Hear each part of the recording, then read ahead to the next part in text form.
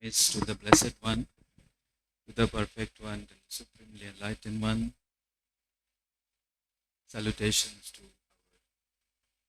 our Dharma teacher, Most Venerable Bhante, and all our ajahns and our respected abbot, Most Venerable Guru Bhanteji, Venerable Dhammaratna Bhante, and the members of the Sangha, dear Venerable monks, Upasakas and Upasikas. Blessings and metta to everybody, and I welcome all of you to this Sunday morning Dhamma session. As Venerable Sukatananda Bhante has mentioned, that I would offer you some Dhamma Desana. And this Dhamma Desana is actually a very important act of cultivation. This Dhamma Desana, we can never underestimate, because this listening to the Dhamma is actually a source of accumulating the punyas in our life. It's a source of motivation and inspiration for us to act, to work on the path of Dhamma. You see, our life is actually, when you look at your own life, now how we are caught up in these worldly dichotomies, the dualities all the time.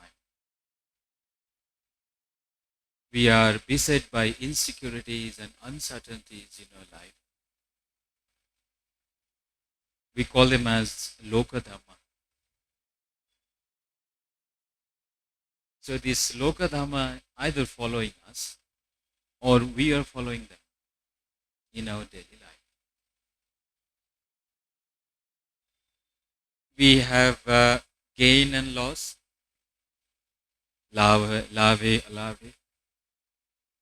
We have goodwill and ill will. We have good reputation, name and fame and praise. And times we also receive blame. Likewise, we also meet profit and loss in your business or in your family or whatever. Whatever professions you are doing, you also experience these sort of things. And then suffering and happiness. Sukhe cha dukhe.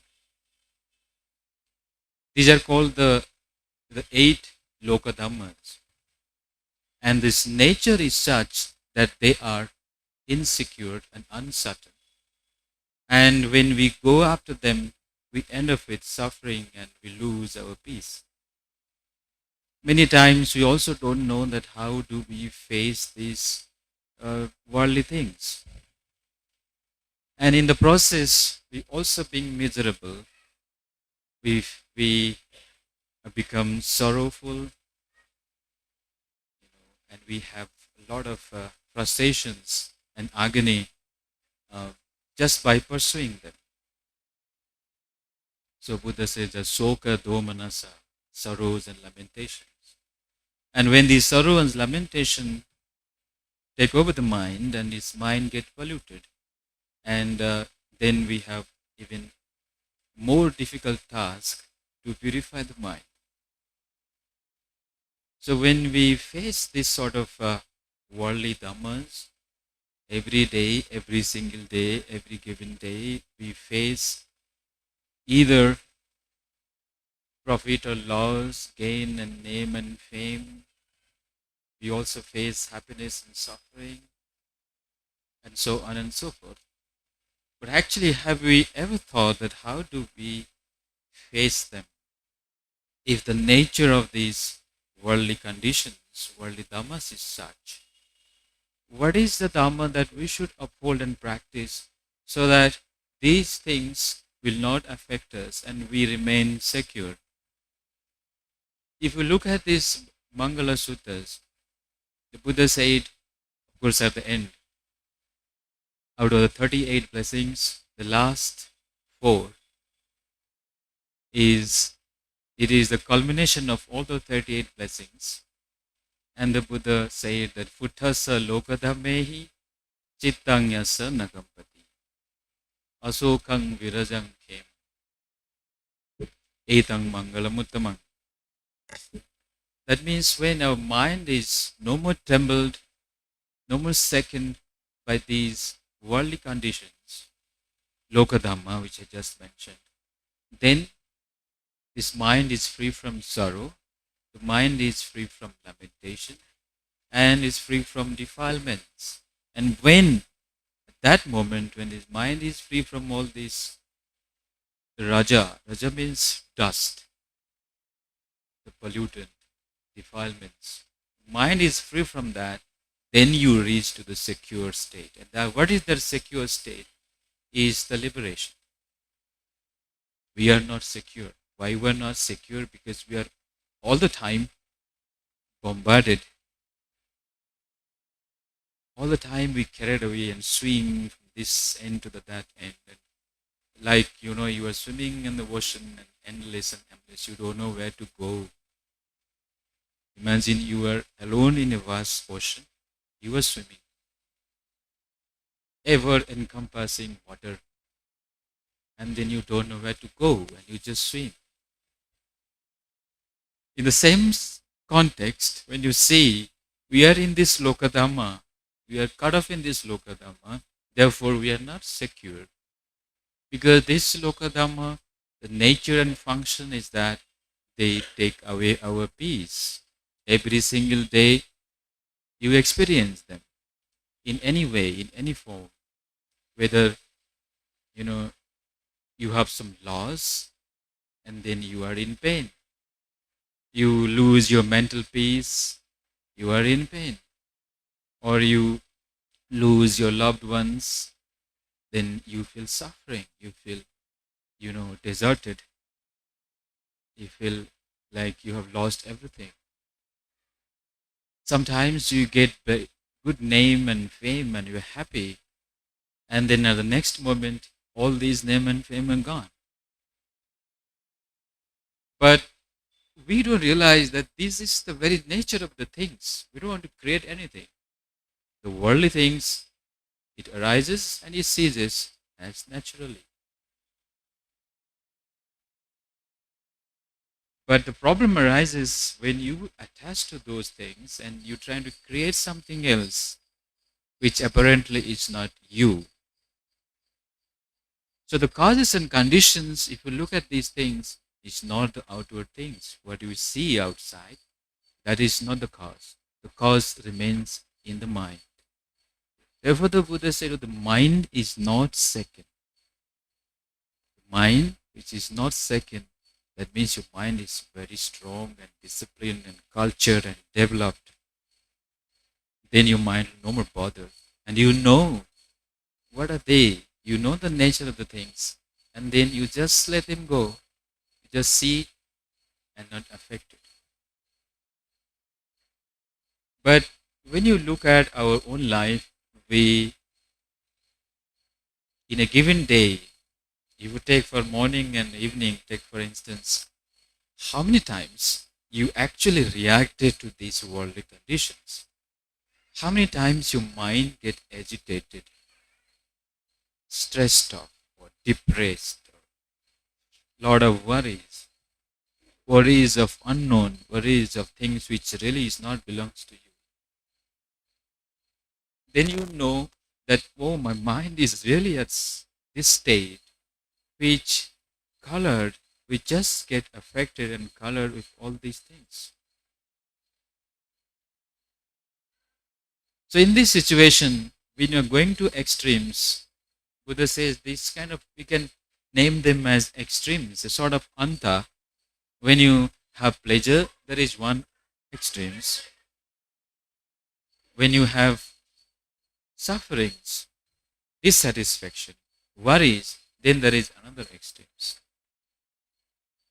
So what is the Dhamma when the Buddha advised his disciples that you should follow this path, then your mind will not be trembled by all these worldly conditions.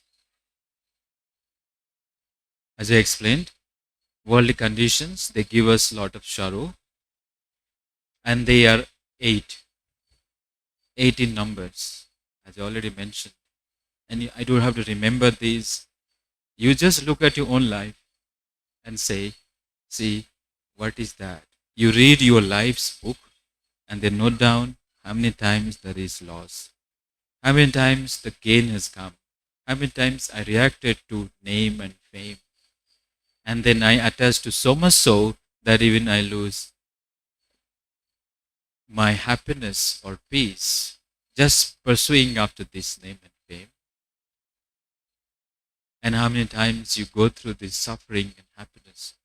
You just have to note down, look at your own mind and note down these factors. But at the same time, the Buddha said, the wonderful path he has discovered, the direct path, a clear path he made known so that we can encounter these eight worldly conditions. Before Buddha, nobody has discovered that.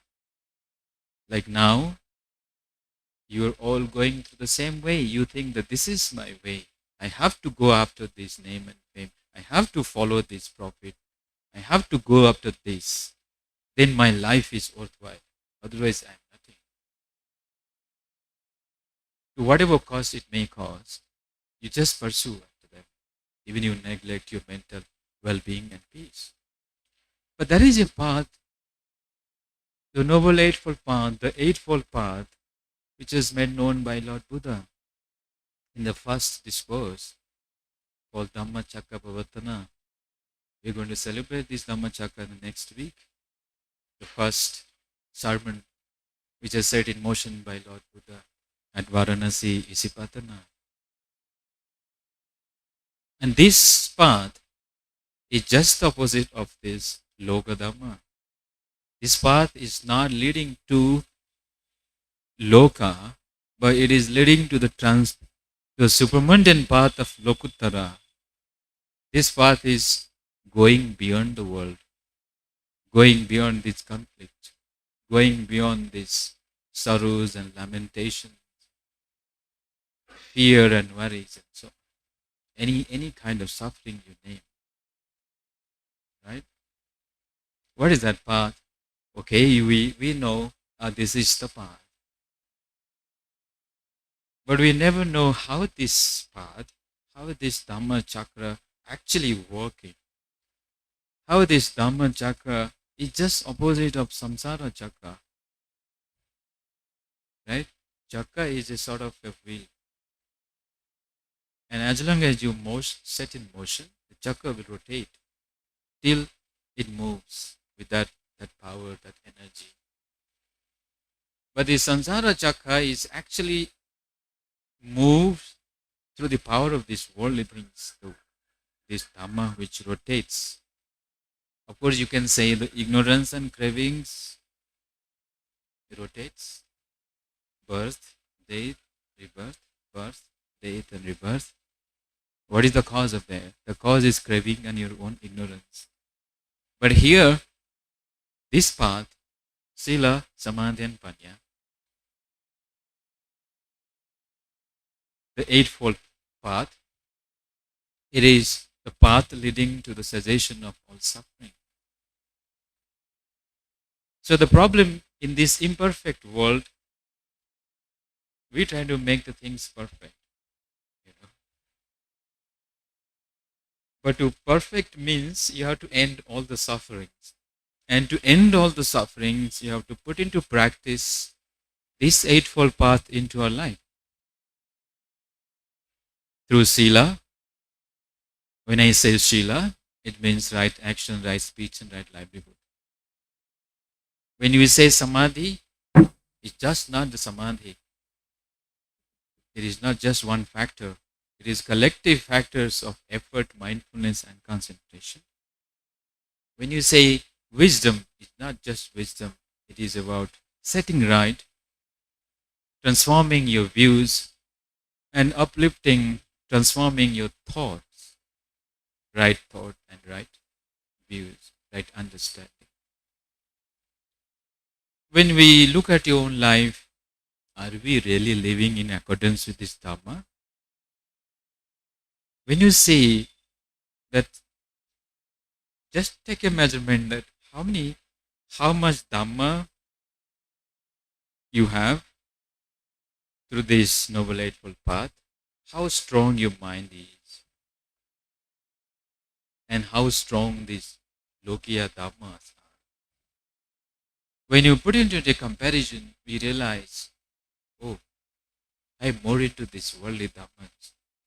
My mind is so prone to all these worldly dichotomies. All the time I'm running. I'm never stopped because one thing ends and another thing starts. The profit comes, your profit never ends there. You want cumulative profits. The name and fame you already get, you are not really satisfied at that point. You want more. You are satisfied and contented to that extent, but still you're not really satisfied. You want happiness to be manifold. You seek happiness in so many ways. So the point is here that how we pursue all the time and aimlessly where we are actually going. So take a moment and just breathe in, breathe out, and say to yourself, well, where I am, what I'm doing here. I mean, pursuing all the time up to these worldly conditions, and at the end, miseries, dissatisfaction, worries, insecurities. Are they really worthwhile to pursue all the time? Well, you may define that, okay, you need it, fine. But your need should not overpower your want. You need it, fine. But not at the cost of your mental peace and happiness. Not that point when you become full of sorrow and misery and then you say, oh, dukkha, dukkha. Then you suddenly become dispassion. Then you say, oh, now suffering has arisen. Then you say, oh, life is full of suffering. The cause of suffering is me. The craving, the cessation of suffering is me. The path is what the Lord Buddha has said. That is the path, ultimately. So, a wise person here, the point comes is, before we lose this opportunity, before we end up with a lot of suffering and miseries, we have to put into practice, use this Dharma, use this application of virtues, meditation, and wisdom. How do you do this? Many times you confuse what is this virtue that Lord Buddha talks about. The virtue starts with yourself. The virtue can be put into practice through individuals. The sila doesn't mean that panatipata or something which you recite in vihara and then you forget when you go home. The sila is something very wonderful that it can be put into applicable to your family, to your children, to your spouse, to your social surroundings, dimensions where you live. Sila is applicable to the place where you live. It's not only refraining from akusala or non-attachment to certain things. When you say panatipata, adinandana, they are virtues. But virtue as a social responsibility, virtue as a family responsibility, virtue as giving a good education, good discipline to your children, nurturing them. Virtue is also associating with good people and wise people, disassociating with non-wise people.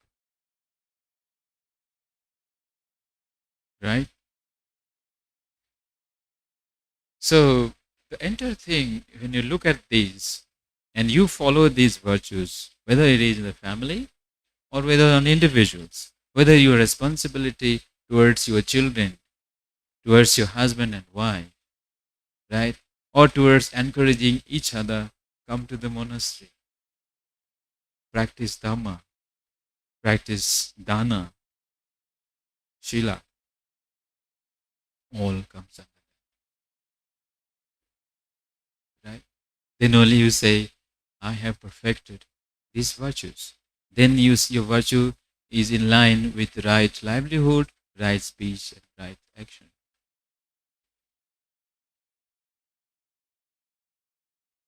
So it should be a way of life. And this virtue gives you enormous strength for meditation. This virtue prepares the ground where your mind is at peace.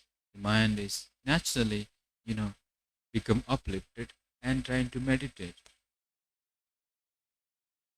Sometimes you meditate, but you don't really meditate because its virtue will no longer support you.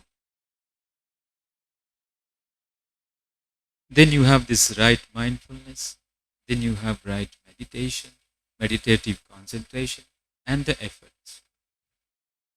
Right? So the mental discipline, when you have this physical discipline, then it comes as the mental discipline. Because ultimately this mind is the source of our reactions, our bondages, our liberation and freedom.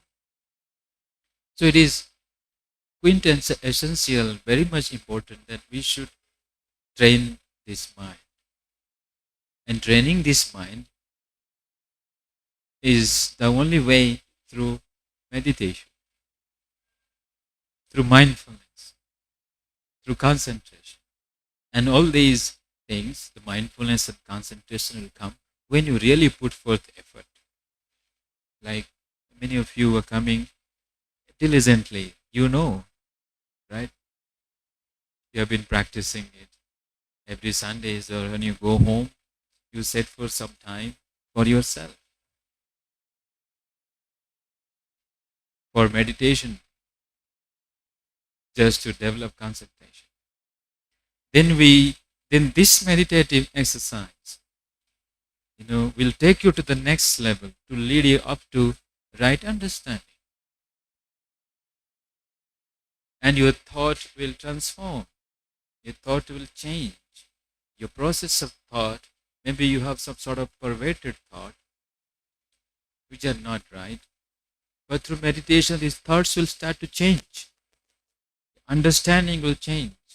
Your understanding will become refined and go to the noble truths. You will see through understanding, not just the mere appearance. You understand in a more deeper manner. Therefore, when you wisdom, then the wisdom arises. Then you have knowledge arises.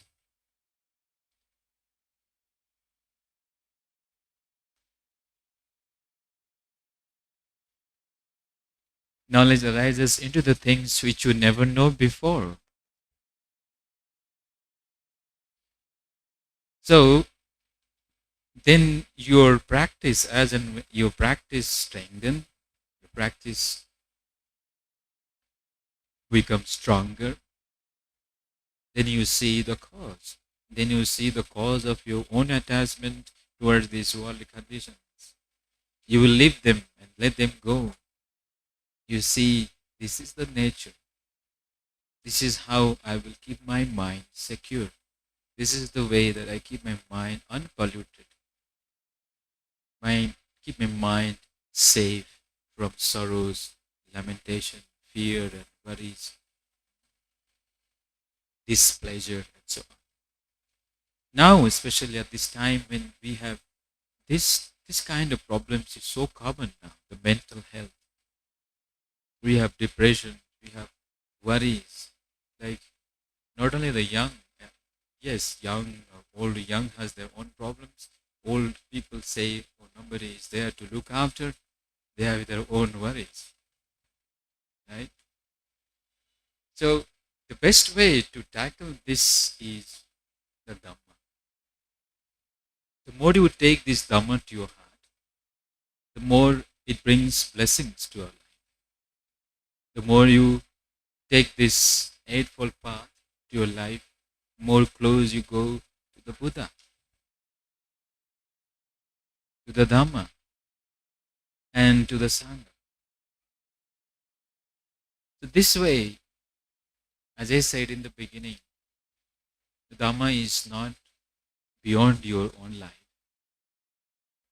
When you know these worldly conditions, know the causes and how it functions, then you see the solutions, how it can bring solutions to our life.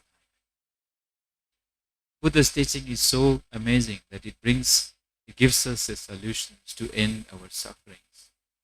It is not that you're turning away from these problems. You face them and apply right there. And your problems will be solved and you arrive at peace. Right? So this is the way everybody, as a Buddhist or as a follower of Dhamma, as a cultivator, as a upasakas and upasikas, you take this Dhamma to your heart,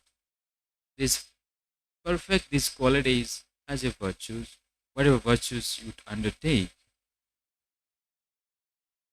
make it perfect.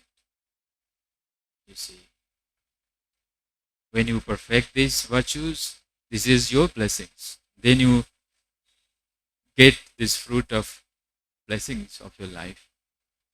Then this virtue will take you to mental cultivation. Then your mind will be beautified with all the wonderful qualities: forgiveness, gratefulness, contentment, patience, gratitude, right?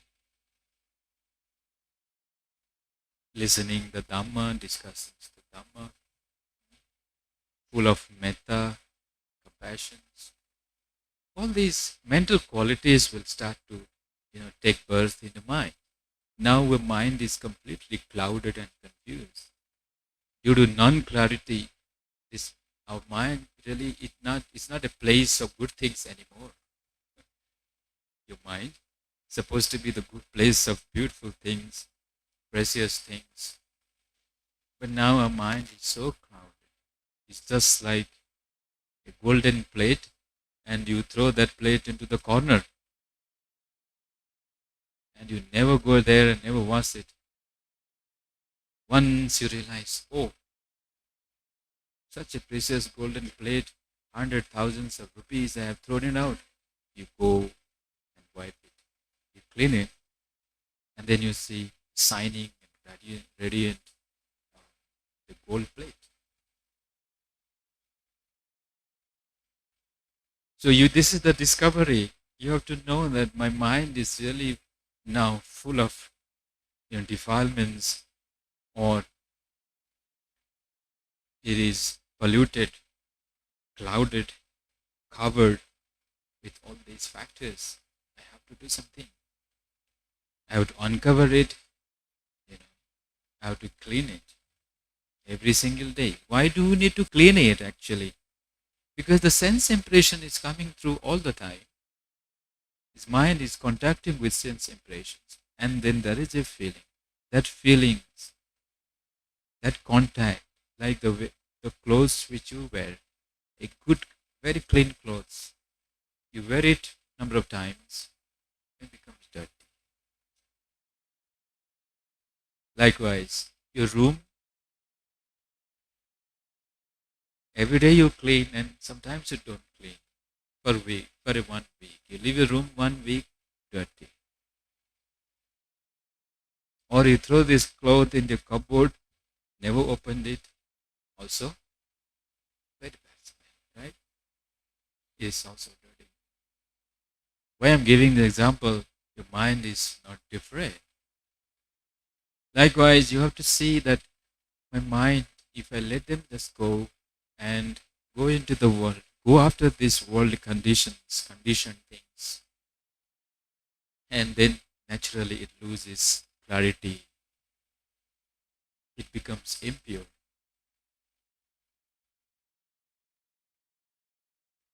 So we have this precious Dhamma, which the Buddha have made known through this Eightfold Path. Every single day, whatever strength, whatever might you have, you should try to put into practice. So the more you practice it, the more you come closer to the Dhamma, and at least you remove your suffering one by one. Slowly, you'll have maybe 100 and 1,000 number of sufferings. Now that suffering is reduced, maybe a few sufferings. Sufferings of body, or having this body, having this panchakhanda, that is different thing after all. To realize that it takes time. But the gross suffering, the Buddha says, right, jatipi dukkha, jarapi dukkha, vyadipi dukkha, maranampi dukkha, right? Apiyehi sampayoga dukkha, people who don't like, but you associate with them. People who like, you love them, but you disassociate from them. Right? So our understanding this way, we can actually grow our understanding, and then we grow in the path of Dhamma. Therefore, this message today is, when you are facing this worldly dichotomy, the Loka Dhamma, then you should not run away. You actually see the Loka Dhamma, face this Loka Dhamma, and not run away. You have these tools of wisdom.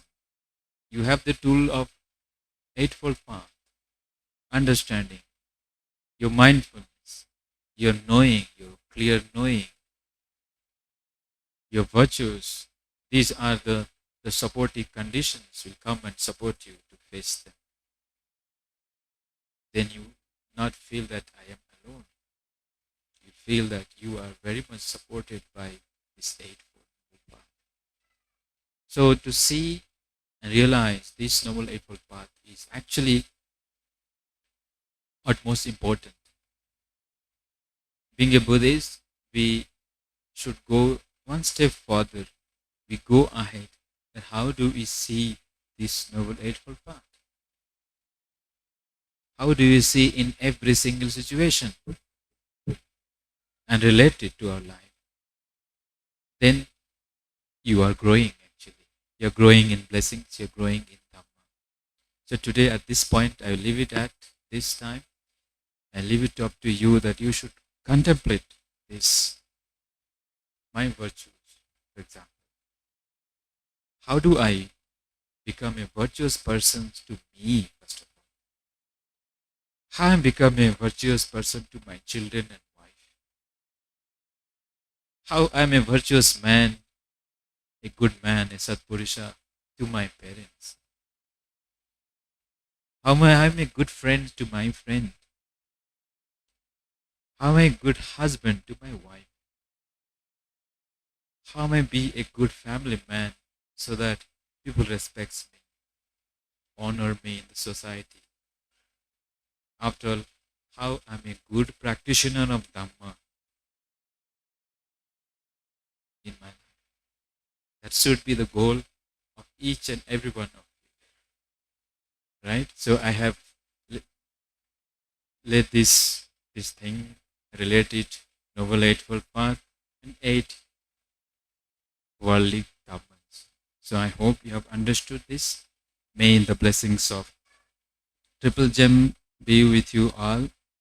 May you grow in Dhamma and blessings and ultimately realize the supreme bliss of Nibbana.